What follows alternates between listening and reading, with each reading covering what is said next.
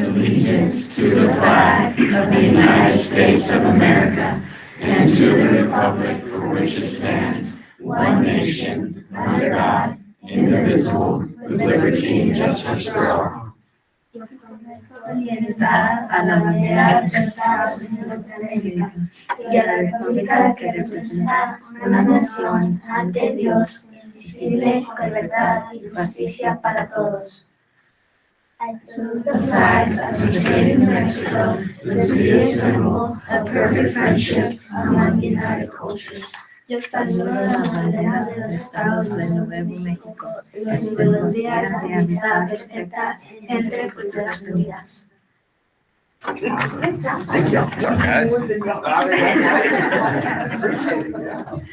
Thank you. Bye, thank you.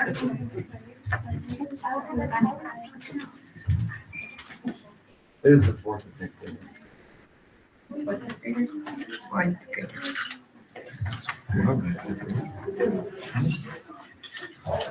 Fifth. She's a fifth, so it was fifth.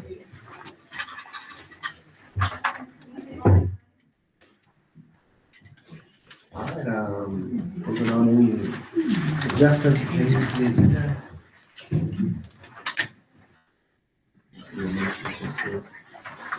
I'll make a motion. We got Dusty. Second. Trevor. All those in favor say aye. Aye. All those opposed say nay. Public comment.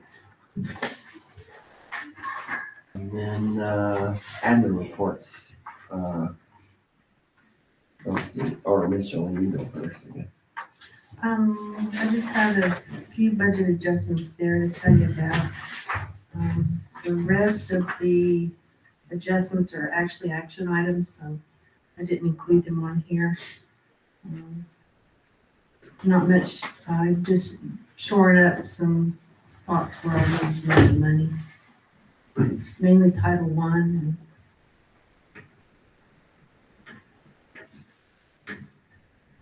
I put some money in that those restricted funds, so I'm able to get those out of there and put them to use.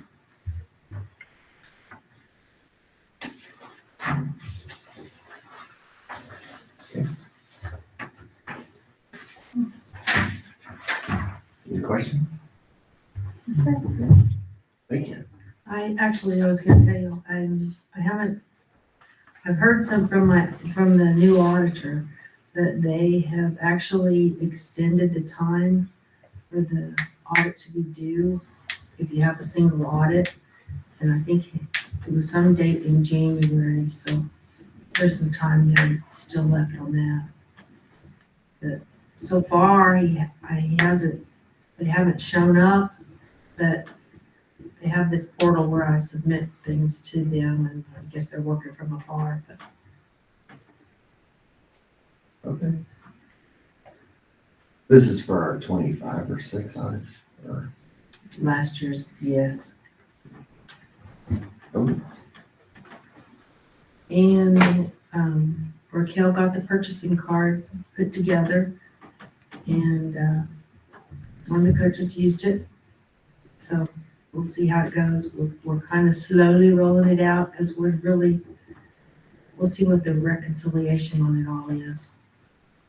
Who's all gonna get one? Is it you check it out, or? Yes. Yeah.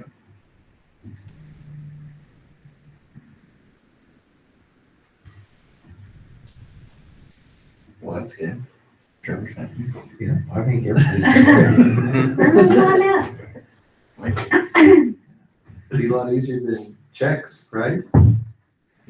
POs. Well, Yes. it's one of those things that, most places don't accept a purchase order. It's gonna be handy. We're gonna try to roll it out small increments, kind of do some travel and the meals and that sort of thing, and see how we can pull it together. It's a learning curve for us too, till we get with it and do it. Are you gonna have multiple cards or just one? Yes, we've got several ordered for the buildings, different. Right. Okay. Awesome. I don't see Gary. Oh, he had a situation at his house, and he's not gonna be here. Okay.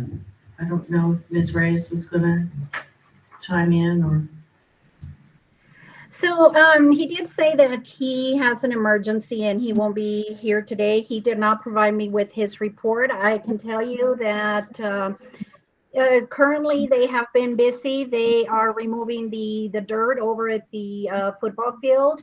And, I'm sure when he runs his report, he'll give you a report as to what's going on over at the track field. But they are removing it. The city actually let us borrow a dump truck. I know it's taking longer than what I expect, but hopefully you'll be able to get that soon. Okay.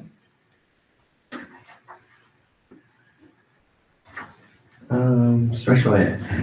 Sorry. Hey, everyone. Just a few things. Went to the SPED Law Conference last month and learned how not to get ourselves sued. It's a lot of fun. Walsh Gallegos puts it on and they're very good. Next month, January is the next big thing, the Winter Academy. It's usually a contentious thing put on by the OSC. But I'll go and, figure it all out. The only other thing is we finished the Indicator 13 upload today, which is one of our annual audits. We get audited basically every week. And that's the one for transition for post-secondary for our secondary kids. So that's complete. They haven't quite nitpicked it yet and sent it back for corrections, but it's at least complete. And that's about it. Anybody got any questions or anything? No, any questions? No? Appreciate it. Yeah, thank you. Coulter? Yeah, so since the last meeting, everything's good, just moving parts with the construction people around, but other than that, we're good. Oh, and then our vape detectors will be coming in. We've got 10 of them. Give it to us. So through CASA, through, it's a grant, a federal grant. So we're getting 10 of them. We're gonna put them in each building except for elementary, put down at the commissary area. At the cafeteria bathrooms. And high school and middle school. Commissary. Commissary. Yeah. Sometimes it tastes like that. Will these be movable once we get the new building? Yes. I'm sure by then they'll be upgraded, so we can move them or we'll upgrade them by then.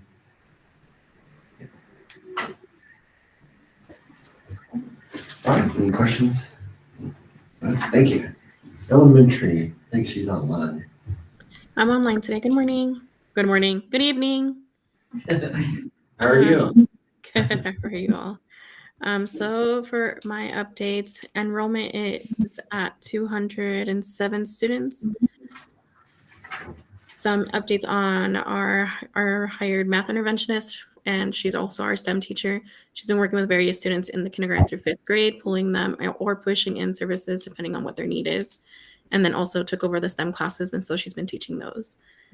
And then as far as professional development, we had 3 teachers this last week go to Capturing Kids' Hearts in Ruidoso and get trained on just being able to build a better connection with students and families and how to facilitate that in the classroom.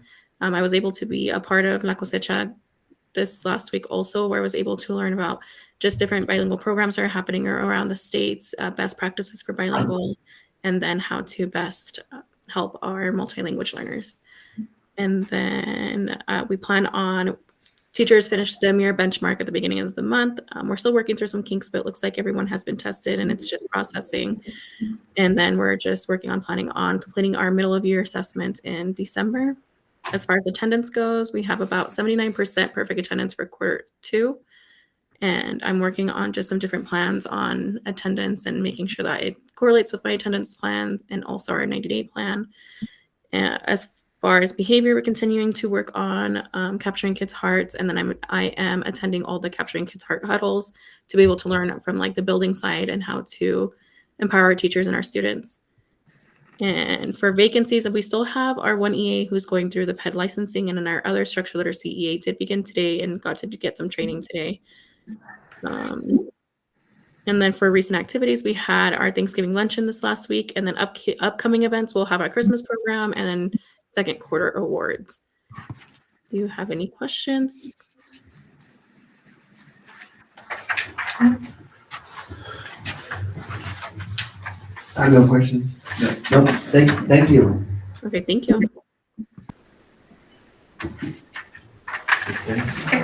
So for secondary, we have our enrollment as of today, 26 sixth graders, 33 seventh graders, eighth graders. We have 26. We gained one since last month. So 85 total in the middle school. And then ninth grade, we're at 14, gained a new ninth grader. 10th grade, got one back. So we're at 21 there. 11th grade, we're at 25, and we're at 26 with his seniors, which is down one, but I think it's going to be back up to 27 tomorrow or the next day. So we're at 86, 171 total. Attendance for the month of October, we finished an average daily attendance of 95.68% school-wide.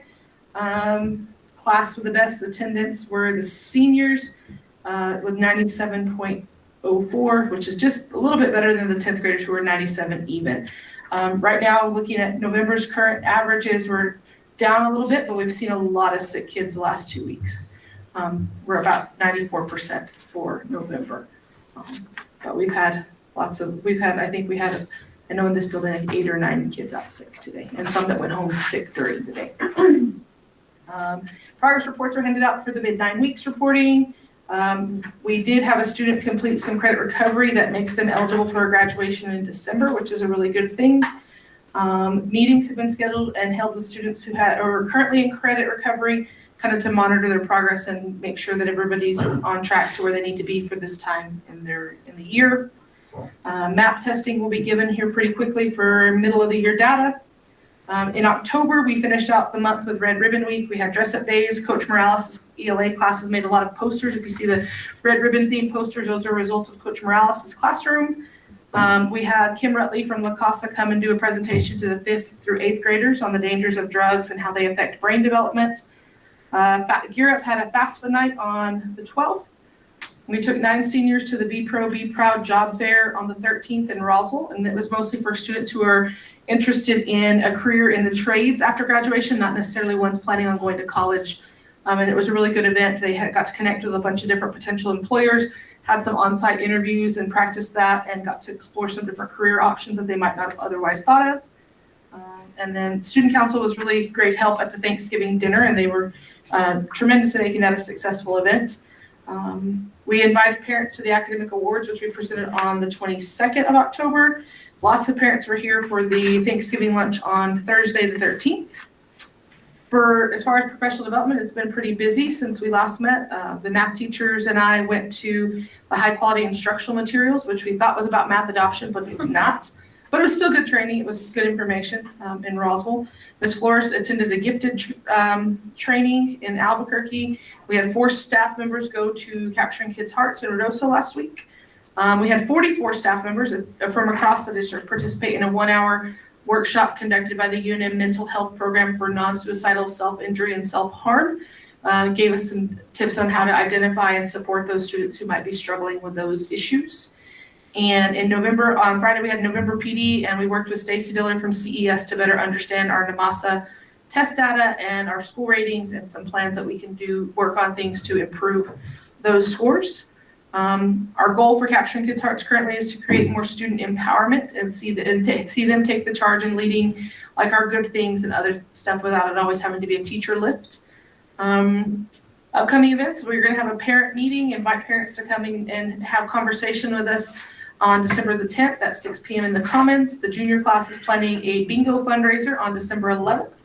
And we have final exams scheduled for the 17th and 18th of December. Student of the month for middle school for the month of October was Daniel Romero, and high school was Jessica Ortiz Soto. And staff members of the month for middle school was Maddie Henson, and high school was Mrs. Lathy. And looking ahead, there's just 15 days till Christmas break. But who's counting? Stand for any questions. When did you say finals were? The 17th and 18th, it's the Wednesday and Thursday, and they're all day. We're not blocking schedule. We're gonna just follow a normal bell schedule, and have kind of had a conversation at our staff meeting that they can divide it up. They want to give a 2-part test and give part A on Wednesday and part B on Thursday, or give it all in one day, kind of leave it up to teachers. We found that blocking the schedule is really not necessary. It kind of creates more chaos than help, and there's nobody's given a test that long anymore. So. And our periods are longer. Yeah, now we have a longer period in general. So it's also nice because it doesn't disrupt the athletic periods on either end of the day and that kind of stuff. If we do or elementary, they can still have all their specials and all the stuff that they normally do, because it gets a little crazy, and lunches and those kind of things. So we're going to try it. And of course we'll learn something from doing it a little bit different, but that's what I got. Any other questions? Thank you. Parker? Good evening, guys. Been busy, so this is the second year we've been audited for 40-day audit for CT classes. This will be our first year for 80-day audit coming up. We had some data come back that they wanted us to recorrect. I've kind of spent the last 2.5 weeks kind of reading every NOVA star code that we have, trying to piece together our heat maps. If you go back to 21, the school year 21 all the way to 24, our heat maps don't show the correct data. They're not following the same path. And so I'm trying to find that path and correct those mistakes. So as we go forward, our data looks clean and coherented. Currently it shows we have one student in a transportation class. We don't offer a transportation class here. And so I don't know if it's a misalignment on PED's side, things like that, but we were able to get some of the mistakes corrected pretty immediately within the deadline. PED approved it. They sent Ms. Reyes and I the approval letter approving our data moving forward. So we should be good there. We should be clean, smooth into 80-day, hopefully. That's coming up pretty soon. Other things for CTE wise, this is the CLNA year. So I'm going to start pushing out some data collection, start collecting interest, things like that, so I can take it to CCRB as we start having our regional meetings and things like that, and say, okay, this is what Hagerman District wants. This is what our students want. This is what, and fight kind of, this is how we align our priorities.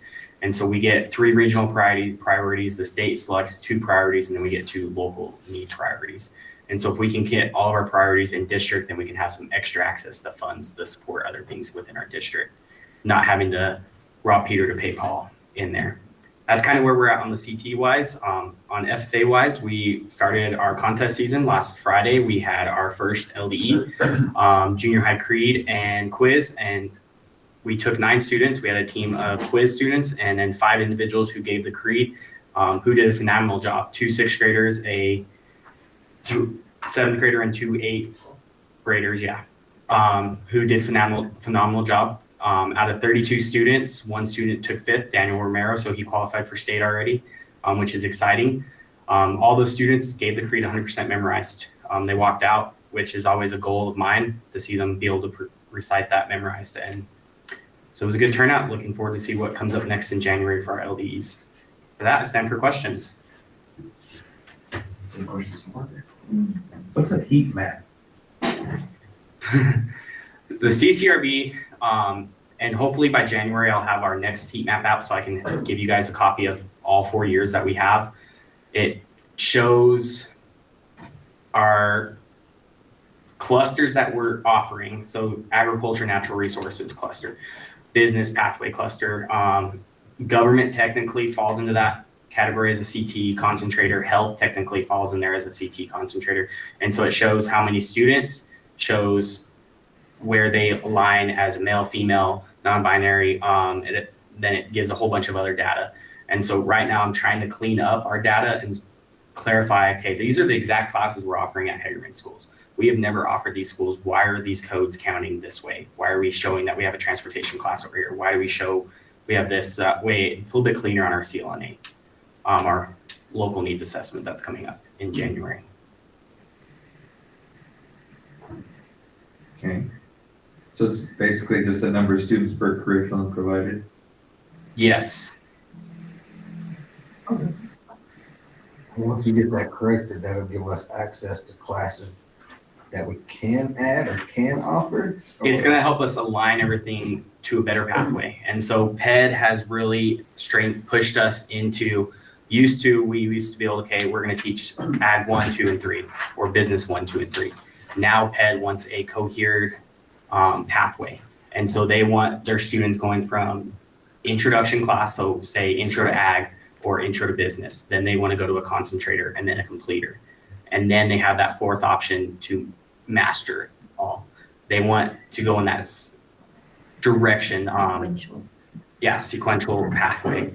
They don't want us having, say, business 1 and 3, but not offering that second class, or Ag 1 and 3. So it'd be like intro, large animal science, small animal science. Your fourth one would be vet science. Or a dual something. credit or some work-based learning, things like that. They want that dedicated pathway. And so by cleaning this data up is going to allow us to clean up our pathways and really align to better fitting the need of our students. Currently, our business pathway is kind of all over the path.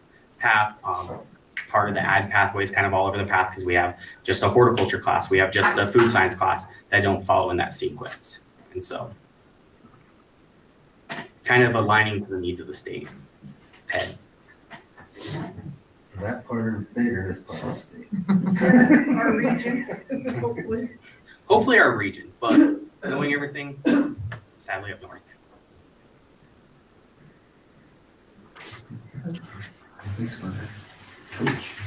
Fall sports are officially over.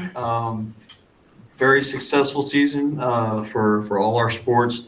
Girls volleyball fell a little bit short. They did not make the playoffs. Struggled a little bit this year in district, but still had a pretty decent record, right around 500.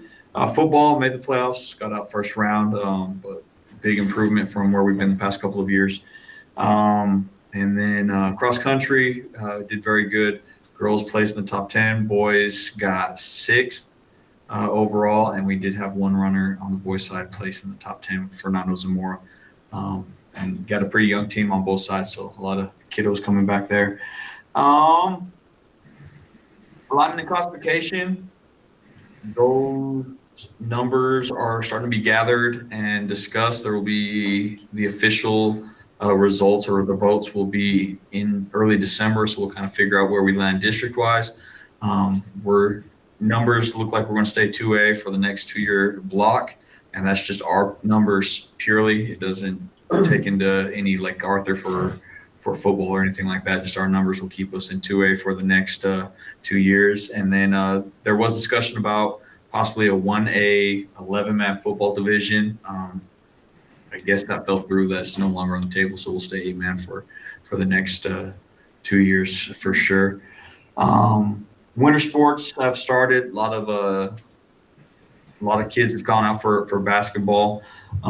Numbers are pretty much up across the board, or kind of holding steady with a couple of the sports. 21 boys have came out so far. That'll probably drop down here within the next couple of weeks. 13 girls, which is, I believe, up from last year. 26 junior high boys and 16 middle school girls. Still doing one middle school girls team for this year, just because a majority of those 16 are 6th graders. And then hopefully next year we can go back to having 2 boys, 2 girls teams at that level, and then it'll carry over and we'll have a JV girls team as well. What else? We are not going to co-op with Lake Arthur for basketball this year at the boys or girls level.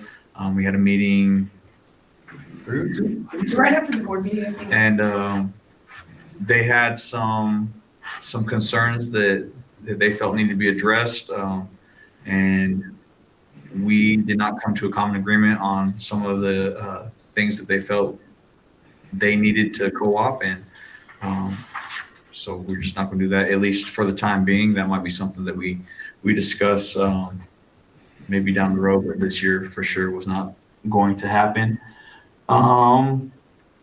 Cheer has been having some camps. They're getting routines together, and they are going to try to go to a few competitions this year.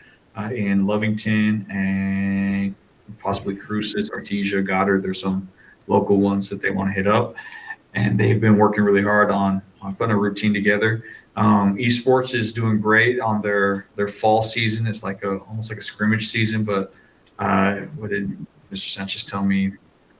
6 out of the 8 teams are made it to the playoffs, with the Mario Kart team being very dominant, beating the crap out of every team in New Mexico, whether they're from 2A or 5A. So they're doing really, really good. And they will start their big playoff push this week, and throughout December. And then the track is, for the most part, done. We need to stay off it for sure this week. And we're talking with Ms. Reyes. We decided we'll open it in December after Thanksgiving. It looks good. Check out the video. It's on my newsletter. Go on there. It's on the website. Exchange zones are green. They got the markers marked on there. It's really bright. It pops. We have 3 lanes to jump now in an area that we're not going to run into the bleachers. And then, as far as I know, we are the only school in this area, and probably the only school in 1A, 2A that has a track area that we can throw javelin. So give us a good advantage before we go to state. That's all I have. I'll stand for questions. High school basketball schedule? Not yet. Oh, I have it out. Yes, I forgot that. I was reading something. I'll get it to you guys. And the pressure is they're not just going to do basketball this year? Yeah, they decided that they didn't have enough to do basketball, and after the meeting, there's a few things that they kind of wanted it to be like a true co-op, and I don't want to say they made demands, but they had some things that they wanted us to give up, and that's one thing I wasn't willing to give up, and talking to Coach Scott, is kind of one thing he didn't want to give up as well. So not going to happen this year. Any other questions? Yep. Thank you guys.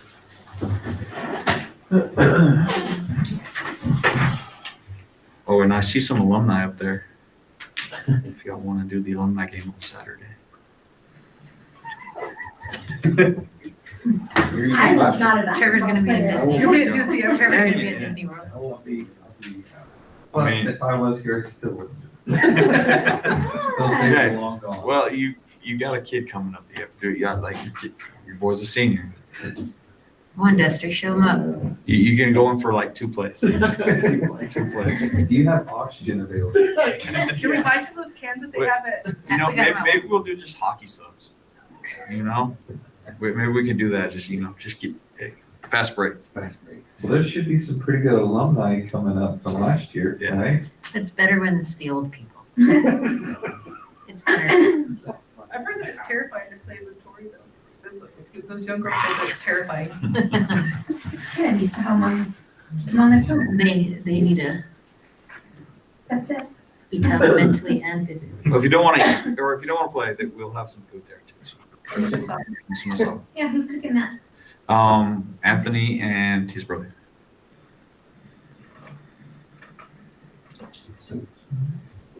We ready to go? It's gonna be good. It's gonna be fun.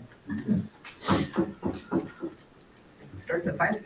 Starts at 5. Yeah, Asana will be available starting at 4. Is the bearded Bill Swire fire? I talked to him at the Thanksgiving thing. I need to text him and give him the details and kind of wring his arm a little bit. I mean, it's my team. It's been 20 years since we all got together, and I can grab like 3 of them really quick. The other ones are way out of town, but Yeah. So you won't have your friends? if I could get Bill, and then I need to call Alan Pilley, and then I need to convince Coach Morales. I could grab Trevor. I mean, he'd be 21 years, so if Trevor would play, it would be like, oh yeah, here we go. Yeah, those days are over. Makes perfect sense. Shorts and Trevor. All right, next item is any questions about the minutes from the last meeting, any investments and deals and stuff for the month of October. Just need a motion to approve. I'll second. All those in favor say aye. All those opposed say nay. New business, budget adjustments. Any more questions for Ms. Joanne on those? No, sir. I'll make the motion to approve the budget adjustments. Moved by Trevor, I'll second. second by Dustin. All those in favor say aye. All those opposed say nay. Okay. Item B, resolution and donation of the church. I think this is Miss Reyes's item. Yes. First of all, my apologies for not being there in person. I am attending the safety summit up here in Albuquerque. So, thank you for allowing me to be online. So the item B, the approval of the resolution of the donation. So I have two items, together with that. So first of all, President Moss, members of the board. So I am presenting a resolution for your approval to formally accept a property donation from the First Presbyterian Church of Hagerman. The property is located on 310 North Cambridge Avenue, just right next to the school. And the church has confirmed that there are no liens or encumbrances. So this resolution allows the district to officially accept the donation through the attached real property donation agreement. And I recommend the approval for, resolution to be able to accept the property. That's the first part. And then the second part of this, now is Ms. Carlton, is she present? No? Alan, is she here? She's here, sorry. Okay. So then the second part of this is actually the real property donation agreement. So this agreement formalizes the donation of the property, again, located on 310 North Cambridge Avenue. So the church is transferring the property to us for a nominal consideration of a minimal donation of $100, with the district covering the closing cost. The property is being accepted as is, and the agreement outlines the title process, the closing requirements, and then the responsibilities of both parties. So this document, basically it just authorizes us to move forward with the title commitment, the survey, and the preparation of the warranty deed for final transfer. So the closing must occur before December 31st. I don't know, I find it kind of hard to be able to do this by the 31st. I will need to move forward with this very quickly if approved. So I am requesting the board approval on this donation agreement so that we may proceed with the acquisition of the property. So I still need to find the escrow company so that we can finalize the process. And if Ms. Carlton and Ms. Susan, if they have any questions or would like to say anything on this. No, we just would like to see it used.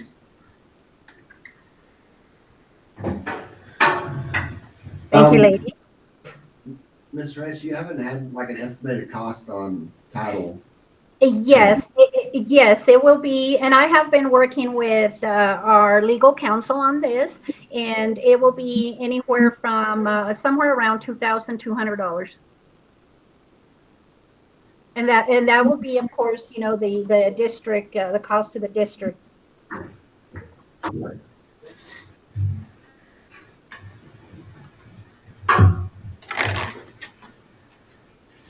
This doesn't affect anything with the new school either, will it? No.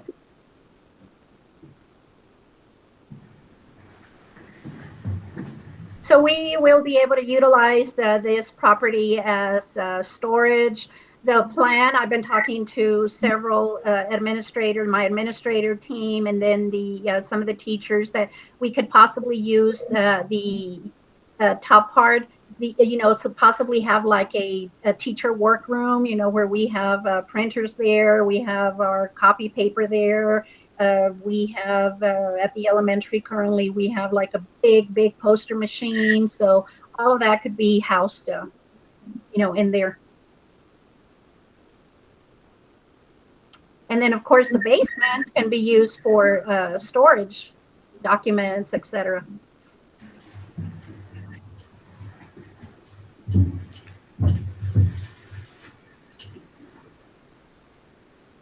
Any questions? No, sir.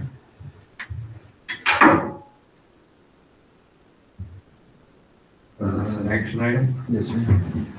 I will make the motion. Moved by Trevor, I'll second. second by Chris. All those in favor of this resolution, say aye. Aye. All those opposed, say nay. Okay. We accept. Appreciate it. Thank you, guys. That's awesome. Thank you. Is there anything left in it upstairs? I'm afraid so. We'll work on getting that out of the way. Are there like pews and stuff left? There's 6 pews, but there's some other stuff, but we'll have it empty. And I'd be glad to show anybody through the building and, Okay, yeah, I'll get with you because we might be Okay. interested in some of the pews. that'd be great. There's an elevator. It's not working right now, but I don't think it would take much for it to get going again. Got a great heating and cooling system. And the water is turned off right now. And I sure want to appreciate, the members of the church, because and I think we mentioned this at the last board meeting, but they actually donated all the proceeds from their sale to our FFA program. So thank you very much. They worked for it. They I was gonna say, it wasn't a clear donation, they worked for it. Well, thank you anyways. Okay. Moving on to out-of-state travel for Mr. Parker. Thank you. Thank you, ladies. Thank you. Thank you. Let us know what we need to do next. Yes, ma'am. Thank you. Good evening, school board, Ms. Jolene, administrators. Tonight I come for you guys to ask for permission to travel out of state. Back in May, I was awarded an opportunity to serve as an ambassador for the National Association of Agriculture Educators. It's by far been the best professional development I've ever received and have seen out there. I've brought back many new skills that I've been applying to my classroom each day. And part of this ambassador program requires me to facilitate a workshop while I'm there. Agrivoltaics, tying inquiry-based learning together for young teachers, older teachers across the board. In that aspect, I will also have an opportunity to help lead a discussion meet with future ag teachers on key topics and kind of helping give them the foundation and skill set that they need to go into student teaching. This ambassador program is very unique. They accept 16 applicants a year. When I went to the training and all that stuff this summer, they said over 300 applied. So I kind of feel honored to be serving on this level of ambassador program through our Association of Ag Teachers. The conference is the same conference I had the privilege attending last year as a rookie ag teacher and the turn the key participant. It's the National Association of Agriculture Educators Conference, co-aligned with the Association of Career Technical Educators Conference. And so it's 2 national conferences tied together that's really focused on bettering the teachers for career technical education, ag education, and all different aspects. The really unique thing is NAAE will actually cover all my costs. So there is absolutely no cost to the district, to myself. NAAE is covering my hotel. I will be staying with a roommate through my cohort of ambassadors on our site facility. So we will be there for the discussion meets. We will be there for the conference, the career fair, awards, different things, our workshops that we're facilitating throughout the week while we're there. And then they're also covering quite a few of our meals while we're there. And so it's going to be a pretty unique experience. I stand for questions if you have any questions. So basically, would this be more for professional development? Yes, so while I'm there, they've already kind of put the schedule out, and so I will be attending. Last year I came home with 60 hours of PD credit. And so my goal is to continue growing as much PD credit as possible while I'm there. Along with, I am also now certified. I will be providing professional development to teachers across the board as well on inquiry-based learning. My workshop's tied with agrivoltaics, so solar panels, incorporating that into our classroom with farming and different crop methods. And do we offer any of that right now? For So any of our classes or? all my classes, I have incorporated inquiry-based learning, and so that's the big push that I'm teaching. Is how can you take your generic teaching and apply more inquiry-based learning? And so when I brought back from my training originally this summer, I've applied inquiry-based learning to all my classes, from shop classes to horticulture to my 8th graders. And I've seen a huge leap in student accountability, student engagement, student understanding of the knowledge, to the point that I can almost give the supplies to the kids and they are running those labs themselves now. And so it's really great learning. I wish more teachers would take advantage of learning, inquiry-based learning, and how to apply it in their classroom. I wish I knew more of this before I graduated college. And so it's professional development for me, and also providing professional development to teachers that'll be attending this conference. I know it's a hard time of the year, a week before finals. I really wish they would change this conference and put it in the summer. But it's how things go sometimes, I guess. And while you're gone, are there any important tests or anything for your classes? No, my students, my shop classes will be working on their certification, which is all NC3 platform and self-paced. My other classes will be working on wrapping up their final projects for that time. And so everything will be done in the classroom, virtual, self-sustained.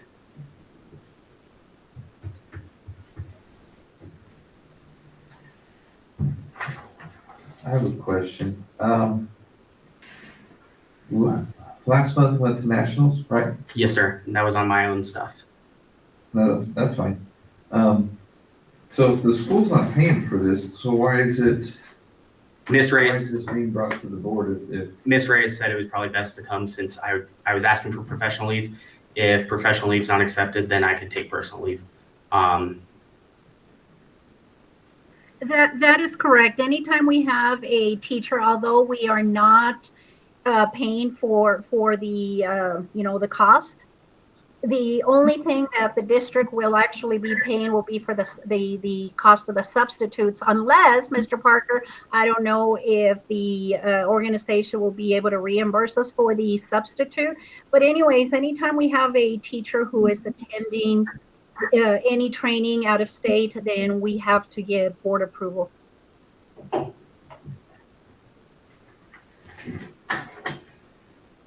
there's professional development credits here too. Yeah.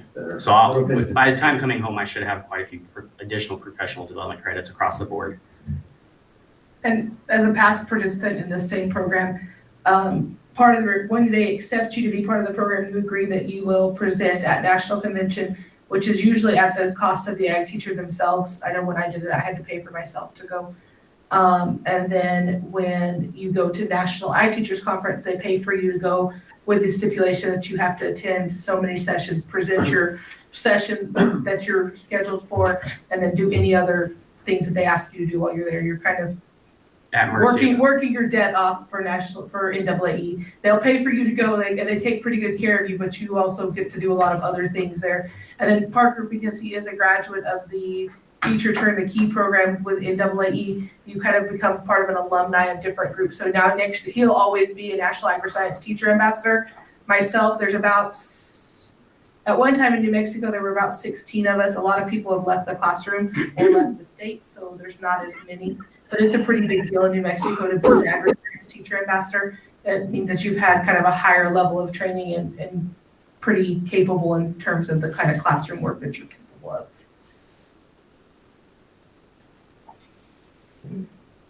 This might be a big question because I don't know. So with him using professional development, does he have to do so many hours a day for it to be considered that type of leave before he has to take personal, or are there guidelines on that, or? I'm not exactly sure what you are referring to, Mr. Perry, but in other words, our teachers have to do a total of 60 hours of professional development. We provide the professional development. With this, and I know it's a difficult time of the year, and I totally understand that Mr. Parker was gone just recently.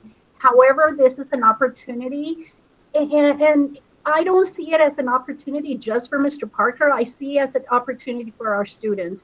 I do expect for him to be able to bring back, because he is our CTE advisor. So therefore, we have other teachers here in the building that will benefit from this as well. So my recommendation is that we do approve this leave. I know it's not the perfect time of the year. Alan, I do recommend that you do talk to the organization and see if they can change it to the summer, because we definitely need you here. However, it is an opportunity for our district. It is an opportunity for our students and for everybody here. Yes, ma'am. Thanks, Ms. Reyes.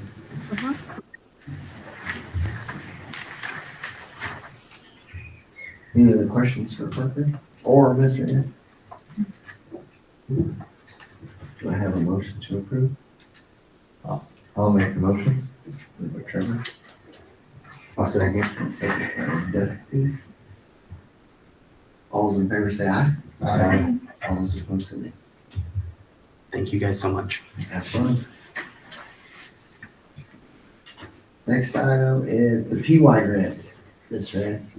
Yes, so again, President Moss, members of the board, Hagerman, we were just recently awarded a grant, a total of $40,000 to support professional development for our new teachers and of course for our administrators. So the funding will provide mentoring and coaching services through the By Your Side program, including monthly coaching sessions and training throughout the school year. So actually, this is a collaboration with the PY Foundation and the Written and Read. So the PY Foundation awarded us $28,000, and then Written and Read awarded us $12,000. And I recommend, to the Board of Education that you approve the acceptance of the $40,000 or the $28,000 from the PY Foundation grant to support the mentoring, professional development of our new teachers and, of course, our administrators. So, President Moss, you will be, and I'm not sure if you already received it. I know you received it a while back, but this is a DocuSign email from Destiny Rojos, who is one of the directors from the PY Foundation. She did say that she will resend the document to you for you to be able to sign if the Board of Education, if you decide to approve and accept the grant. Okay. Perfect. Any questions about the grant? All right. I'll make a motion to approve the grant. Moved by Chris. I'll second. Second by Dusty. All those in favor say aye. Aye. All those. Great. Rocking and rolling. Item E, travel rates. Okay, so yes, sir. So for the travel and the per diem update, so we are asking for a board approval request. So basically, the state of New Mexico, they have updated their per diem rates. This was actually July the 1st of this year. However, we didn't even know about it because for some reason it's like they have their own meeting, but they never really put it out there till about a couple of months ago.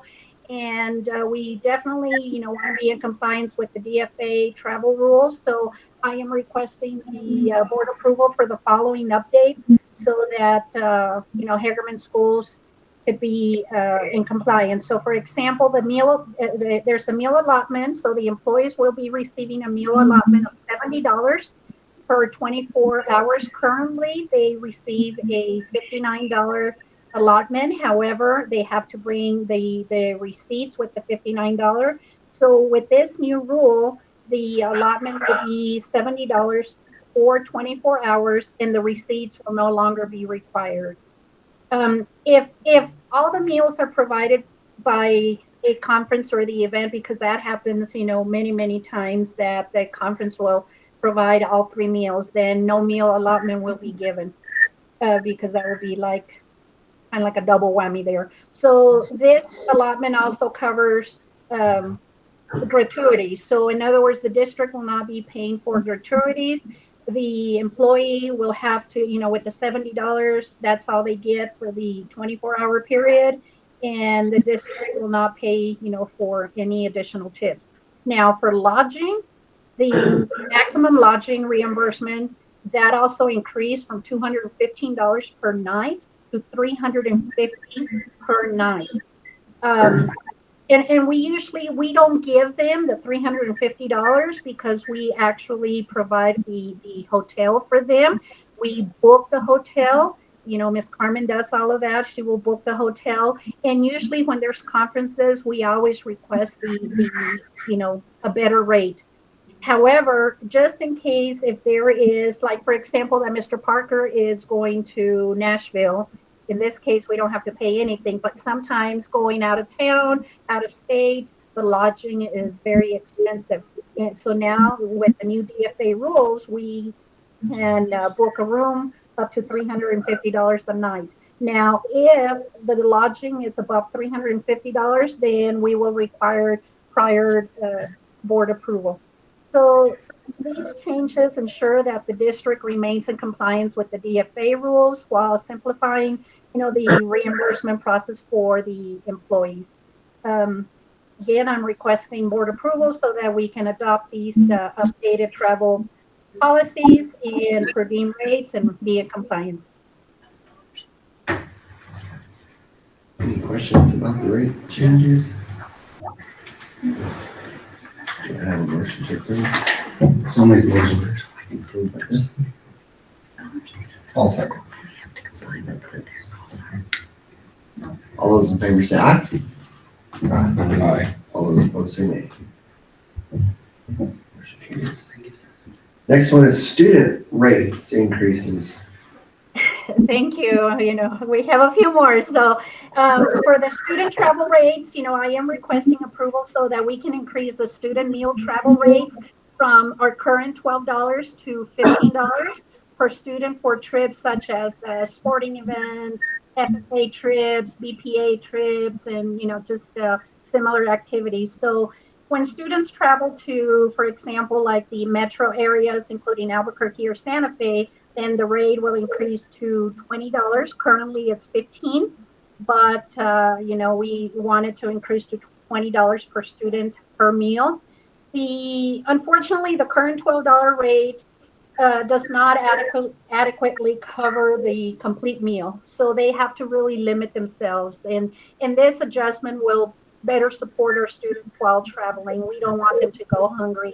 Now, we do encourage the coaches and our sponsors to be able to be mindful of the budget and select meals that align within the limits. And usually they might be able to buy pizza and kind of they buy it in a bulk, and it's it's cheaper that way, instead of saying, well, you have $15, so go spend your $15 in any way. So we do encourage coaches to be mindful and be able to just to go the cheaper route. However, it's really, you go to McDonald's and you pay $14-15 for a meal. It's just unbelievable, the increase of rates. So once again, I am requesting approval to increase the student travel rates from $12 to $15. That would be, locally or, just near places. And then if they go to Albuquerque, it will be $20 a meal. Okay. Any questions about these rate changes? I have a motion to approve. I'll make the motion. By Trevor. I'll second. By Dusty. All those in favor say aye. Aye. All those opposed say nay. Motion carries. Next item G is early release January 23rd for active shooter training. Yes, so on this one here, so President Moss and members of the board, so I am currently working on the safety plan for all the 3 schools. This is actually due December the 1st. However, one of the requirements is to provide an active shooter training for all of the employees. We had this about 2 years ago, but it is imperative that we do this again. This training has to be documented and it has to be included as safety plan. So I contacted Thompson Associates, and the next available date for the training is Friday. It's a Friday, January the 23rd. I am requesting an early release day. That day we actually have school on that Friday, but I am requesting if we could release the students at 1:15 p.m., which that would be considered a full day, so that the training can be held from 1:30 to 4:30 p.m. Currently, our school year requires a total of 1140 instructional hours, and we are already exceeding this requirement with about, I believe it's like 1,200 hours. So we're exceeding it by 60. Even, with the early release, we will remain well above the required instructional hours. So I'm requesting board approval so that we can dismiss the students early on Friday, January the 23rd, so that we can allow the staff to participate in the important training. And thank you for your consideration with this. Is this a training that we set up, Ms. Reyes? I mean, is this the only available day, I guess? It is, so we have several available dates. We do, but Palms and Associates, they do not. And this is the only available. The other one will be during the summertime. However, like I mentioned, I do have to provide this training, the active shooter training, for the safety plan. It has to be part of the safety plan. And that's why that's the only day, that's the closest day. So I do have to contact the safety bureau and let them know that the training is scheduled for January 23rd if you approve. The other, if not, then it will be during the summertime. So is this like just training, or will they be actually is this one of the actual drills? It's actually, they do the training, and they actually, I believe they shoot a gun in one of the classrooms. And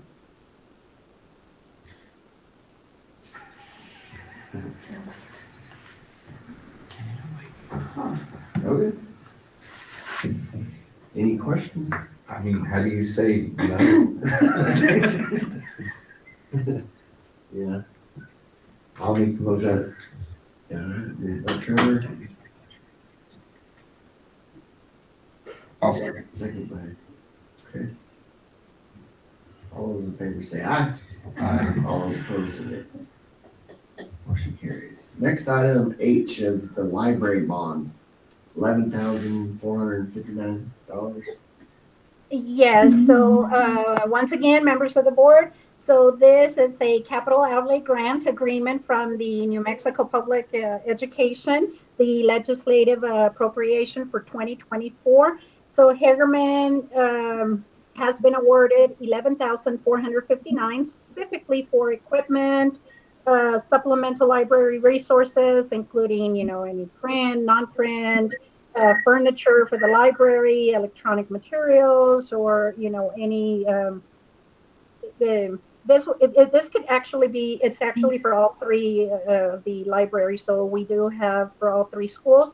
We still have the funds from, I believe it was 2022, Julie, if I don't remember the exact year. But that Mrs. Briseda will be using that. So I recommend that with this one, we will use it for the secondary. So this agreement basically outlines the requirements for procurement, reporting, reimbursement, timelines, and how the funds will be spent. So by approving this, you will be authorizing us to enter into this agreement.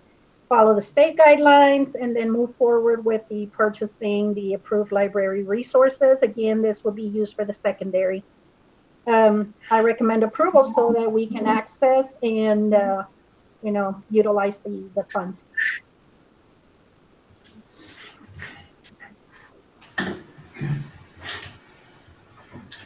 Any questions? Do we have a deadline when we have to use these funds by? Okay, the funds, it's usually a couple of years. However, I do have a deadline to be able to submit this form, and the deadline is tomorrow. So once, if you decide to approve this, Mr. Boss, members of the board, then if you can give the signed copy to Miss Jolene, and then Miss Jolene will be sending it to me, or Jolene can send it herself to, I actually had to contact, we got this like probably about a week and a half ago, and they want the approval by today. They wanted it today, so I had to contact them and see if they would give us an additional day.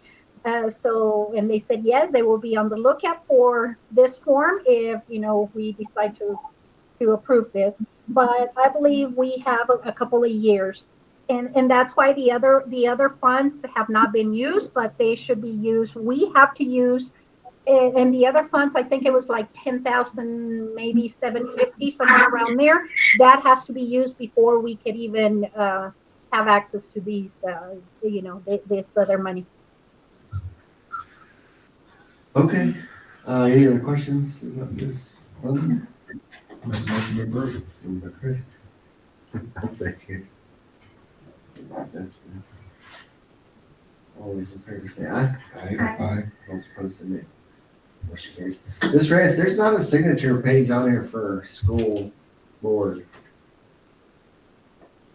I think there's one I didn't for, see one on the email. Yeah. It just says approved by department, cabinet, secretary or designee, chief financial officer, and general counsel. And there's another Okay, page. but it is on the, we have the board meeting, the meeting and the agenda. So Jolene will be able to send them the agenda.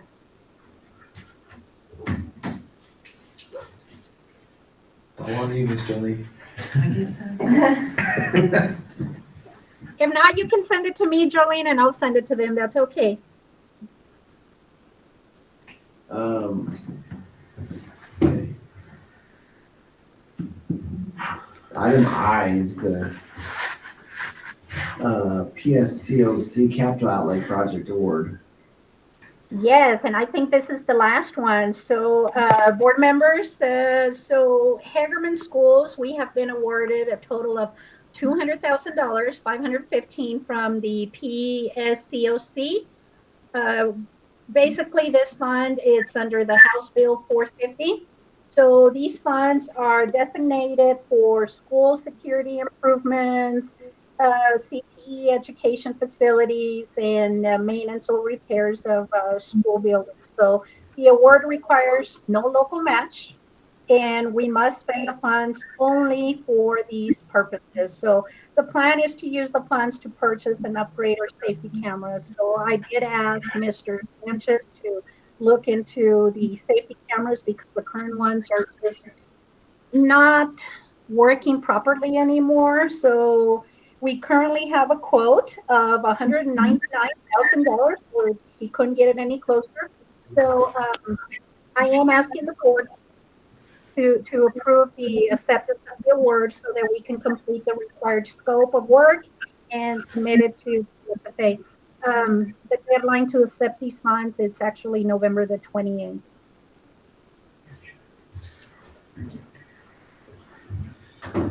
Remind me, what was this one for? The scope of work? So we will be doing the cameras, security cameras throughout the district. Okay.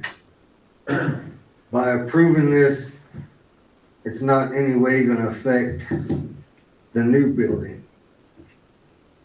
It should, no, it will not affect the new building. So basically, the House Bill 450, and I think I did send you a copy of it. And what they did is they have a total of, I think it was $50 million in appropriation that was distributed to all of the schools. And so Hagerman, I mean, we received a total of $200,000, which, for us, we just can't say no. So, we have the option. If we don't accept it, then it's one of those that you snooze, you lose, but it should not affect anything. Now, the only thing is that, I don't think this is going to affect with the new school. And if the new school is completed within a couple of years, I think these cameras should still be functioning properly. But the only thing that I can tell you is that the ones that we currently have are just not working. Daniel, if you want to chime in on this. Good evening, members of the board. I just wanted to mention that if we do decide to go forward with this project and implement these new cameras, they will actually be used for the new building as well. Typically, when these cameras are purchased, they're purchased with a 10-year license. So any problems that we encounter from now until 10 years from now will be covered pretty much with the warranty. So if the camera goes out, we get it replaced. Any of that stuff is covered by the camera company. But even going into the new building, these cameras can and will be reused for the new building. So even if we do decide to make the upgrade now, they will be used heading into that new building as well. Okay. They won't charge us $190,000 to move on from this building to that building, will they? Well, that is going to be a very good question, and I'm going to go ahead and reach out to Camnet on that specifically, mainly because moving into that new building, we are looking into options for moving current technology that we have in the building as it is. So like door readers, all of those, we're going to try to repurpose them mainly for the reason of it will save us a lot of money in the long run, but they're all completely functional. So talking to Camnet moving forward, we can go ahead and hopefully come up with a good agreement and hopefully get them moved over with very minimal cost. And if not, then I may be up there wiring them. Daniel does a great job wiring cameras. Any other questions? I have a motion to approve. I will make it. By Trevor. I'll second. Second by Jesse. All those in favor say aye. Aye. All those opposed say nay. Motion carries.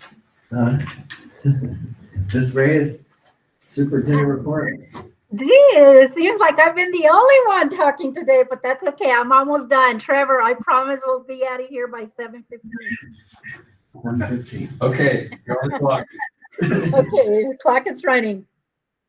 So I just want to say thanks to Mr. Daniel Sanchez. He has been working very, very hard with the 40th day reporting.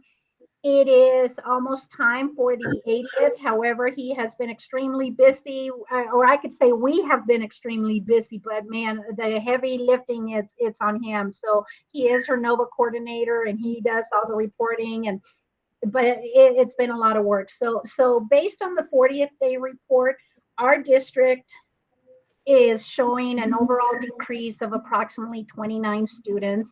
And this is compared to last year from the 120th report.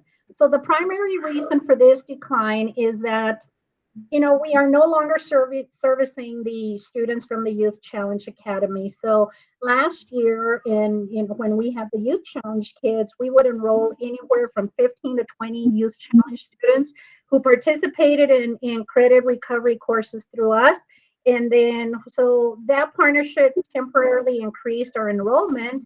It also impacted negative, it was a negative impact on our graduation rate, as many of those students, sometimes they move, they earn a GED, or they just, they exit and we don't know their whereabouts. So without the Youth Challenge students included, our true enrollment decrease, it's closer to about 10 students. So although this represents, it does represent a small decline, it provides a more accurate reflection of our resident, student population. So I know that several dairies within our area have closed, and that just, it doesn't help us any. So I'm very hopeful that our numbers will increase once again with the, I don't know if you guys are familiar with the development of the housing just down on, I believe it's Aberdeen.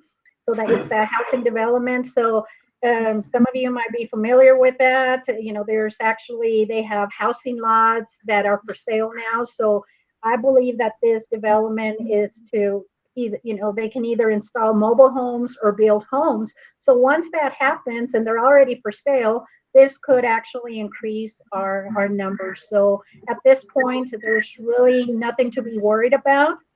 If this trend continues, then yes, we would be worried. However, I do believe that once those lots, they start selling, then houses will be built, and that brings families to Hagerman. So I'm being very optimistic about that. Okay, so just recently we had actually it was a representative from Decker, President Moss, and we attended the recent town council meeting where the council actually approved the annexation of Cambridge Street and then also St. Charles Street. An MOU must be signed by the town council and then by our board. I don't have it with me today, and I don't have it on the agenda for your approval because the council, they have yet to bring me the signed copy. I will go pick it up and then I'll have it on the agenda for next month. So, in essence, it's really not ready for board action just today. So the MOU simply states that the school will allow the, public access of St. Charles Street, and then we will notify the town of any future renovations. And then so I will continue moving forward with the legal steps required for the annexation. And then we do have the company, which is Bohannon Houston, who completed the surveying for the new school site. And it is recommended to conduct the annexation survey as well, so that they, since they are familiar with the property. I can tell you that the cost, and this is strictly the district's cost, because PSFA will not pay for this, since this is part of the, the cost is approximately $20,000, and that would be paid by the district. Once the street is officially the school property, then PSFA will be able to cover related project costs. But in the meantime, this is something that we will have to use bond money to be able to pay for the annexation of the street.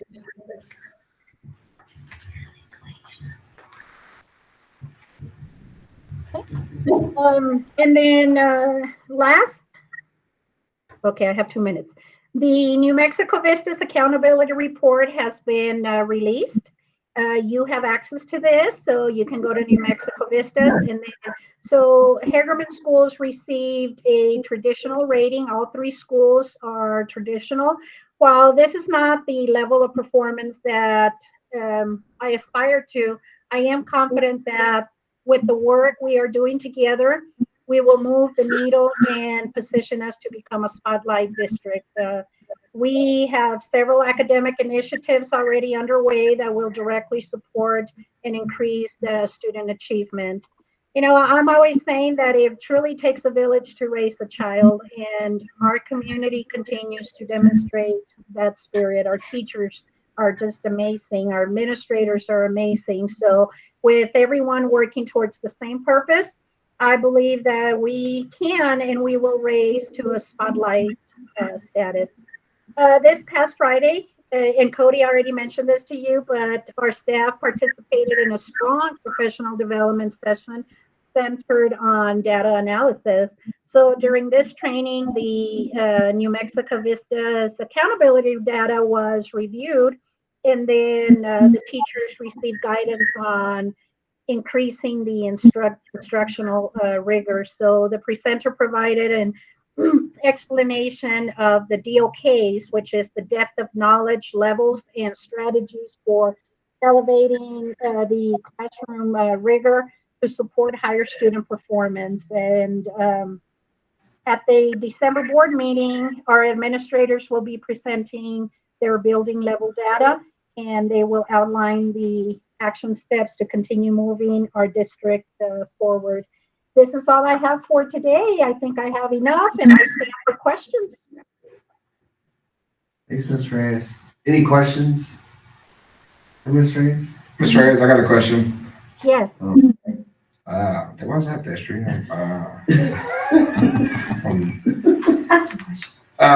Have you heard anything from PED about them changing their view on graduations days compared to school years or school days, like when the school ends and when you graduate? The reason I ask, Lovington has theirs like ours where we graduate the week before school's actually out. Mm-hmm. And PD made them change that to the last day of school. So they had to vote last month to move their graduation a week back. So I can tell you that ours was approved. However, the way we did it last year and the way we will do it this year, although the students have the graduation, ours is May the 16th. The following week, which is only like 3 or 4 days, the seniors still come to the school to check in all of their equipment, to their computer. They come in for their transcript. So it's not a matter of just having graduation on the 16th and then they're gone. So basically they still have to come back to the school and, complete a checkout process. So that's how we are able to, you could say, get away with it. But yes, it has been an issue in the past. I can tell you that ours was approved because that's exactly what we do. We have the seniors come back and then they come back and they help the elementary with the field day. I mean, just any of the activities that they have. But yes, a lot of the schools are being asked that they need to move it. So for example, our last day of school, it's on the 22nd of, I believe it's the 21st or the 22nd of May. Then, they would want us to have graduation after that date. But again, our seniors still come to the school. Well, theirs was approved too, and they did the exact same thing. I mean, everybody does it. Hobbs did it. Lovington both had to go in and change the graduation day because PD is saying technically graduation day is like the last day of school, even though it's not. So I don't know if you want to like check in on it or kind of be like, well, we won't change it until they say something. But Lovington's having a pretty hard time because people already ordered invitations and scheduled trips, and they had to move graduation a week back. So yes, currently my schedule was approved. And this was part of the validation for the 40th day report. And a lot of the schools were not. So ours was approved. So, I mean, if you want, I mean, we haven't ordered the invitations. If you want me to, I can move it to the next weekend. All I'm saying is we need to check because their schedule, their one they submitted in the summer was approved. And the PD came back at them and said, yeah. What precipitated that? What my sister said was PD told them like, well, if graduation's this day, which I think theirs was the 17th, then those seniors didn't have a complete school year because they're short. Did somebody call and report them or did? I don't know. What'd your sister But it do was to Lovington and Hobbs. Well, I mean, technically our kids do have to come back. Like we have our ceremony that day, but they're not done. We withhold their diplomas. They don't get their diplomas. I'm just saying that's what they looked at it as graduation day compared to the end of the school year. It's just a ceremony. I'm saying they do it like we do. And I don't think they're not certified until they're like our last day of school, like. I'm just saying, parents had like threw a wall-eyed fit when they I had, can see where that would be an issue. when they had to That'd be vote bad. again to change Yeah. graduation day. Cause it was, But did Pat reach out to them? yeah, Ped contacted them. I wouldn't worry about it tonight. Well, I mean, we can, but I mean, Then we're gonna wait until the last if you wait minute. till the last minute, we have to change it, then parents, We haven't. I don't think that they'll make us change it anymore, because I can tell you that, PED did contact, okay, so the first approval was back in the summer. That was the first approval of everybody's calendar. Then all the school districts, they actually had a call from PED, and basically it was from the every school, it's given like a budget analyst. I got a call too, and they just asked me if I had school on Veterans Day, and I told them that we were in session, and they're like, okay, you're approved. So everybody had to go through a second approval process for the 40th day count, and we were validated. So at this point, I think we're okay. I mean, I don't know if you want me to look into it more, but I mean, we were validated for the 40th day, and a lot of the schools were not.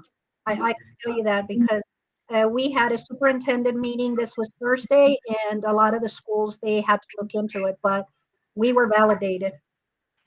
well, I don't know exactly what prompted why it was just Levington and Hobbs, and it might have been more schools, but that's just the ones I know of. Mm-hmm.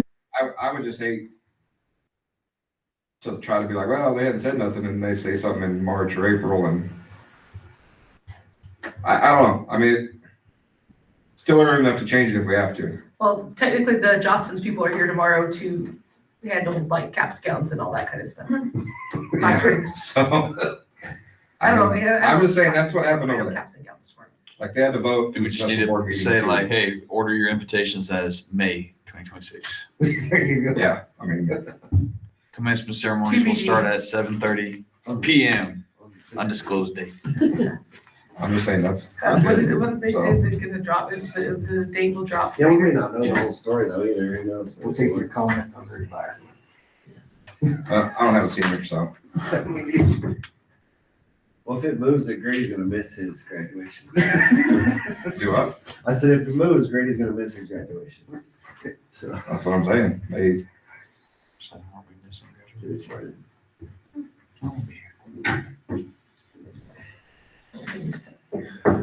Any other questions?